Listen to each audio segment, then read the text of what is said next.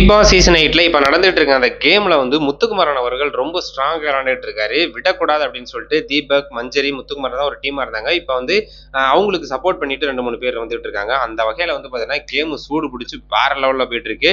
முத்துக்குமரன் விடக்கூடாது அப்படின்னு சொல்லிட்டு கால்ல எல்லாம் அடிபட்டுச்சு. அதெல்லாம் எதுவுமே பொருட்படுத்தாம வந்து பாத்தீங்கன்னா அந்த செங்கல் எடுத்து கொண்டு போகணும். கேம் பிளேல வந்து நம்ம வந்து டாப்ல இருந்தோம். நம்ம வந்து பாத்தீங்கன்னா இந்த வாரம் பெஸ்ட்டா விளையாண்டோம் அப்படின்னு சொல்லிட்டு அந்த பேர் எடுக்கணும். அடுத்த வாரம் வந்து பாத்தீங்கன்னா நம்ம கேப்டன் ஆகிறதுக்கான அந்த போட்டியில கலந்துட்டு கண்டிப்பா கேப்டன் ஆகணும் அப்படின்னு சொல்லிட்டு ஒரு வெறியில இருப்பாரு போல தெரியுது. ஏன்னா அந்த அளவுக்கு கேம் வந்து ரொம்ப ஃபயரா வந்து விளையாண்டுட்டு இருக்காரு.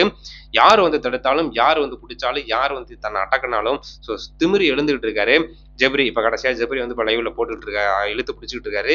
விடக்கூடாதுன்னு அடிச்சுட்டு இருக்காரு. இன்னொரு சைடு வந்து பார்த்தீங்கன்னா அருண் அவர்கள் கழுத்தெல்லாம் புடிச்சு கீழே சாய்ச்சி முடிஞ்ச அளவு அருண் வந்து அவரை தடுத்து பார்த்தாரு. அதுலயும் அவர் வந்து விடல.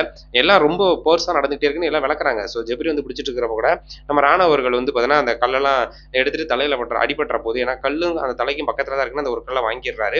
அதுக்கு முத்து வந்து பாத்தீங்கன்னா ஆர்குமெண்ட் பண்றாரு. இல்ல நாங்க வந்து கான்சியஸா தான் இருக்கோம், எந்த பிரச்சனையும் இல்லை அப்படிங்கிறப்ப அவர் சொல்றாரு. அதே மாதிரி அருண் இது பண்றப்ப அப்படிதான் சொன்னாரு. அருண்லாம் அளவுக்கு மீறி ஒரு மாதிரி வச்சு செஞ்சுட்டாரு அப்படின்னு தான் சொல்லணும். அதுக்கப்புறம் வந்து பாத்துட்டீங்கன்னா விஷால் அவரும் வந்து பாத்தீங்கன்னா முடிஞ்ச அளவு இது பண்ணாரு. அதுக்கு வந்து பாத்தீங்கன்னா விட்டக்கூடாது அப்படின்னு சொல்லிட்டு நம்ம தலைவர் முத்து அவர்கள் வேற லெவல்ல கேம் விளையாண்டுட்டு இருக்காரு. இன்னைக்கு லைவ் பார்த்தா எல்லாருக்குமே தெரியும். ஆல்மோஸ்ட் வந்து பாத்தீங்கன்னா இன்னைக்கான கேம்ல வேற லெவல் பண்ணிட்டு இருக்கிறது நம்ம முத்துக்குமார் அவர்கள் தான்.